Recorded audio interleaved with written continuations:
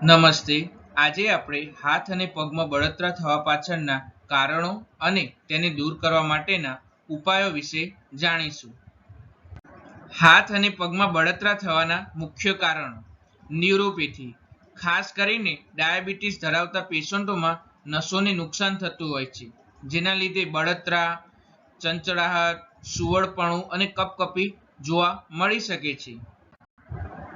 વિટામિનની ઉણપ હોય, ખાસ કરીને વિટામિન B12, B6 અને Eની ઉણપ, જે નસોની કાર્યક્ષમતાને ઘટાડે છે.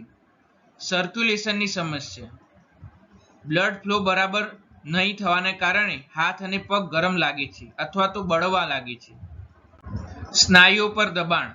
લાંબો સમય એક સ્થિતિમાં બેસવું અથવા ઊભું રહેવું, જેના લીધે નવ દબાય છે અને બળતરા થતી હોય છે. હાઈ તાપમાન અથવા શારીરિક શ્રમ. વધુ ગરમી કે થાકથી પણ બળતરા લાગી શકે છે. ફંગસ અથવા ચામડીના રોગો, ખાસ કરીને પગમાં જોવા મળે છે, જેમ કે ફંગલ ઇન્ફેક્શન, એથ્લીટ ફૂટ વગેરે જોવા મળે છે, જેના લીધે પગમાં બળતરા થતી હોય છે. ઓજાર અથવા દવાઓની સાઇડ ઇફેક્ટ. કેટલીક દવાઓ જેમ કે કિમોથેરાપીની દવાઓ જે નસોને અસર કરે છે. મદદરૂપ તત્વોની ઉણપ એટલે કે ઇલેક્ટ્રોલાઇટ ઇમ્બેલેન્સ હોય. પોટેશિયમ, મેગ્નેશિયમ વગેરેની ખામી પણ લક્ષણો ઊભા કરી શકે છે. હવે આપણે ઘરેલું અને પ્રાકૃતિક ઉપાયો વિશે જાણીશું. એલોવેરા જેલ, જે ઠંડક આપે છે અને ચામડીને શાંતિ આપે છે. રોજ એકાદ વાર હાથ કે પગ પર લગાવવું જોઈએ, જેનાથી ફાયદો થતો હોય છે. ઠંડુ પાણી કમ્પ્રેસ એટલે કે હાથ પગ પર ઠંડા પાણીમાં 10 થી 15 મિનિટ મૂકવા જોઈએ, જેનાથી તાત્કાલિક આરામ મળતો હોય છે. તિલનું તેલ મસાજ એટલે કે તલના તેલની મસાજ કરવી જોઈએ. તેલમાં નસોને પોષણ આપવાનો ગુણ હોય છે.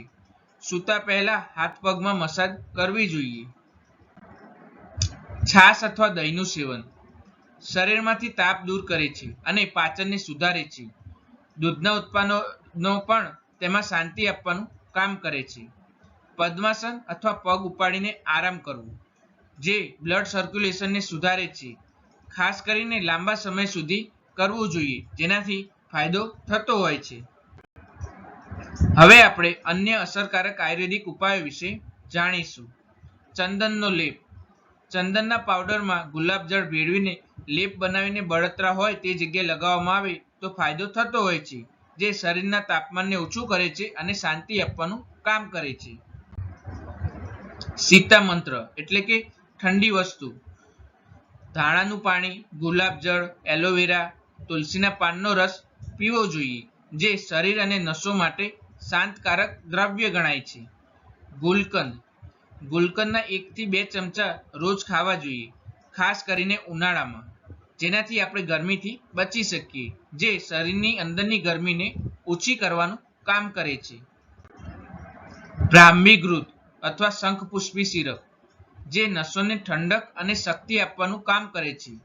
નિયમિત સેવનથી નર્વસ સિસ્ટમ મજબૂત બને છે. તુલસી મૂળનો કાઢો. તુલસીના મૂળમાં શીતલ ગુણ હોય છે. થોડા મૂળને ઉકાળીને તેનો કાઢો પીવો જોઈએ, જેનાથી ઘણો બધો ફાયદો થતો હોય છે, જે અંદરથી શાંતિ અને બળતરાને ઘટાડે છે.